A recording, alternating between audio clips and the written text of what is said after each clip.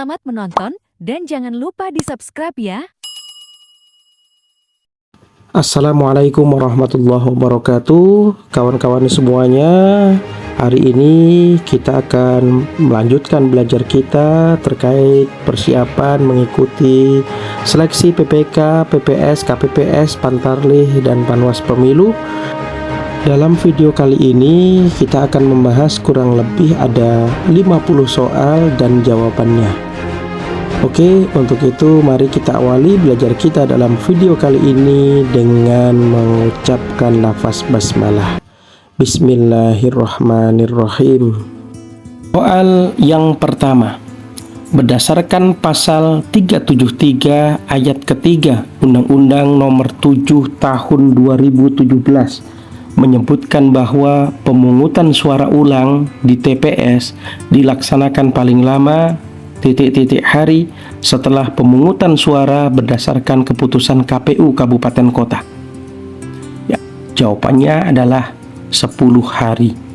Soal berikutnya, pada tanggal berapakah pemilihan presiden dan wakil presiden di tahun 2024? Ya, jawabannya adalah 14 Februari.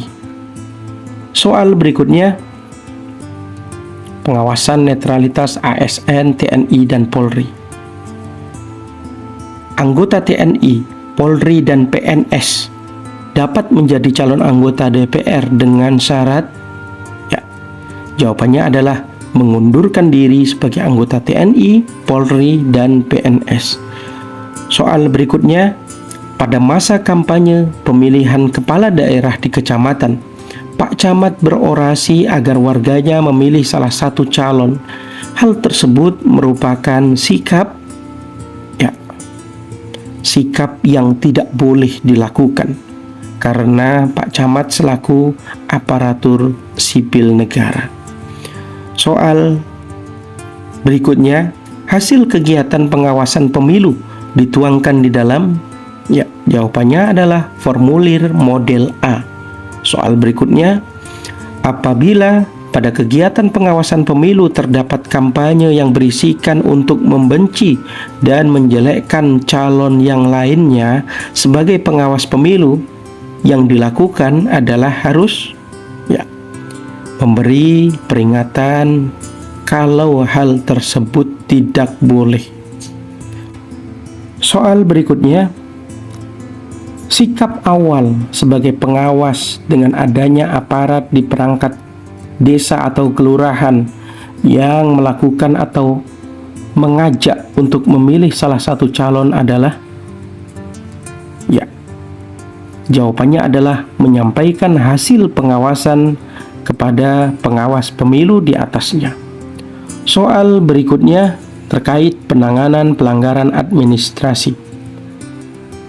Dalam hal terdapat bukti yang cukup bahwa PPK dengan sengaja melakukan atau lalai dalam pelaksanaan kampanye pemilu yang mengakibatkan terganggunya pelaksanaan kampanye pemilu di tingkat kecamatan, maka diberikan sanksi administratif oleh, ya, jawabannya adalah KPU Kabupaten Kota. Soal berikutnya, Bawaslu Kota mengawasi pelaksanaan kampanye di tingkat kabupaten kota terhadap kemungkinan adanya kesengajaan atau kelalaian yang dilakukan oleh sehingga terjadi tindak pidana pemilu atau pelanggaran administratif yang mengakibatkan terganggunya kampanye pemilu. Jawaban yang tepat di sini, ya, kemungkinan adanya kesengajaan kelalaian yang dilakukan oleh, boleh jadi dari anggota KPU Kabupaten Kota, sekretaris, dan pegawai sekretariat KPU Kabupaten Kota, pelaksana dan petugas kampanye, dan peserta kampanye. Dan semua jawaban benar. Soal berikutnya terkait penanganan pelanggaran kode etik. Soal berikutnya, berikut ini adalah pihak yang harus tunduk pada kode etik penyelenggara pemilu. Ya, jawabannya adalah B. KPU dan Bawaslu. Soal berikutnya, Berikut ini adalah pihak yang harus tunduk pada kode etik penyelenggara pemilu. Jawabannya adalah pengawas pemilu. Soal berikutnya terkait penyelesaian sengketa proses. Soal yang pertama, yang berikutnya, jika di dalam proses penyelenggaraan pemilu terdapat sengketa, maka yang berwenang menerima, memeriksa, sampai dengan memutuskan penyelesaian sengketa proses pemilu tersebut adalah, jawabannya adalah Bawaslu atau Badan Pengawas Pemilihan Umum. Soal yang berikutnya terkait penyelesaian sengketa hasil. Lembaga manakah yang berwenang untuk memutus penyelesaian perselisihan tentang hasil pemilihan umum di Indonesia? Jawabannya adalah MK atau Mahkamah Konstitusi. Kita masuk soal berikutnya terkait penegakan hukum, politik uang, hoax, dan lain-lain. Apabila ada orang yang dengan sengaja menggunakan kekerasan atau menghalangi seseorang yang akan melakukan haknya untuk memilih merupakan sebuah pelanggaran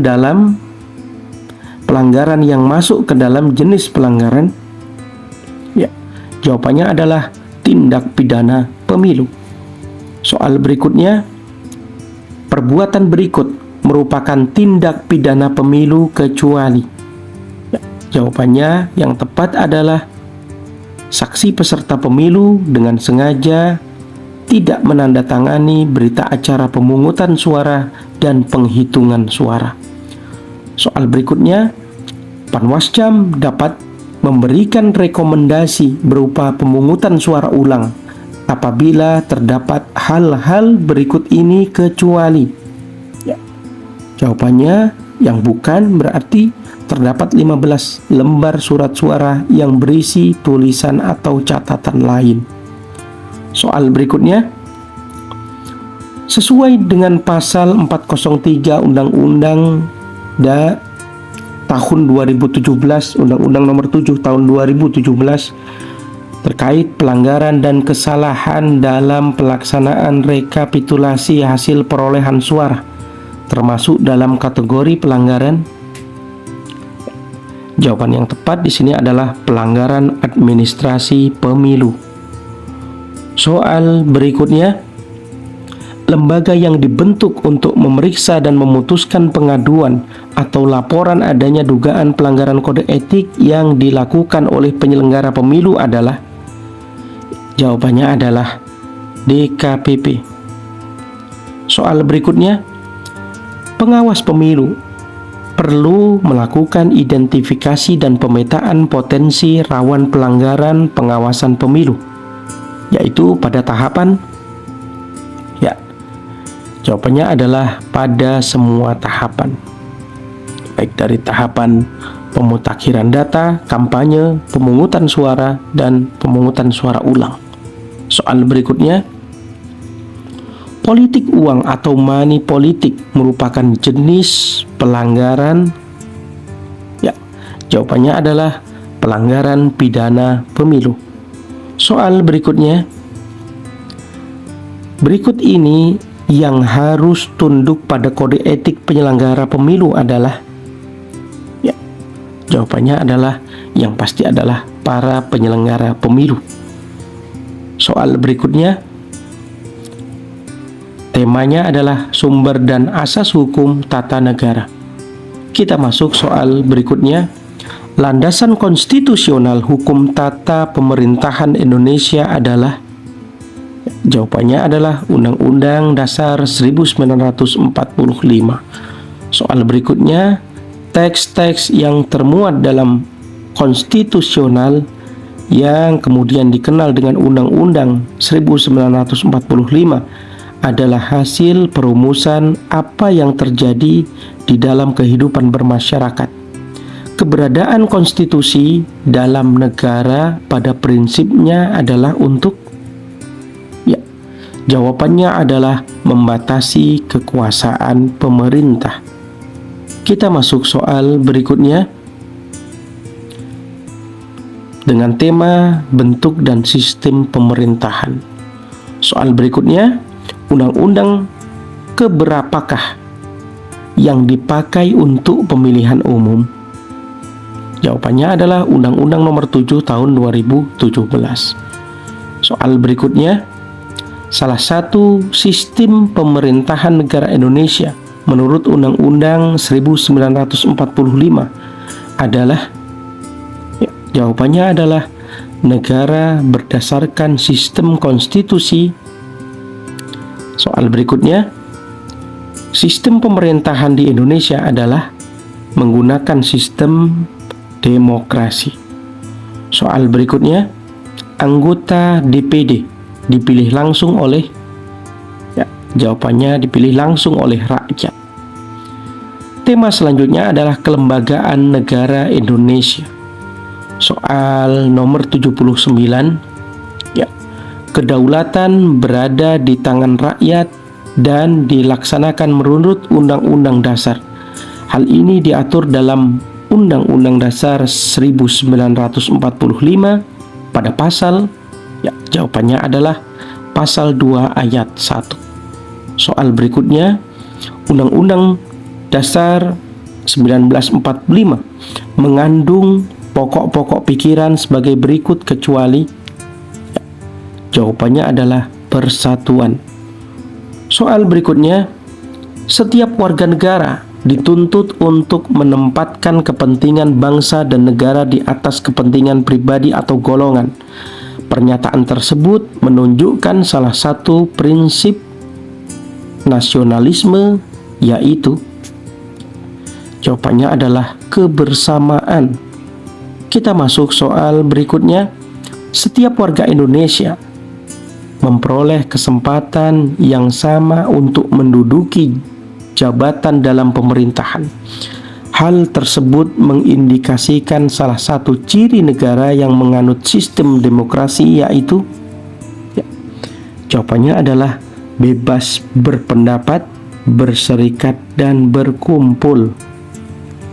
Soal selanjutnya terkait peran fungsi MK, polisi, jaksa dalam kepemiluan. Soal selanjutnya, jika dalam proses penyelenggaraan pemilu terdapat perselisihan hasil pemilu, maka yang berwenang menerima dan memproses tersebut adalah, jawabannya adalah MK.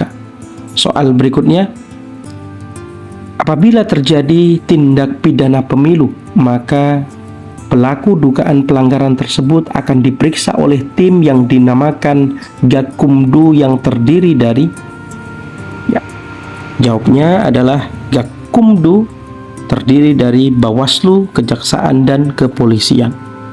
Kita masuk soal berikutnya dengan tema sistem kepartaian di Indonesia.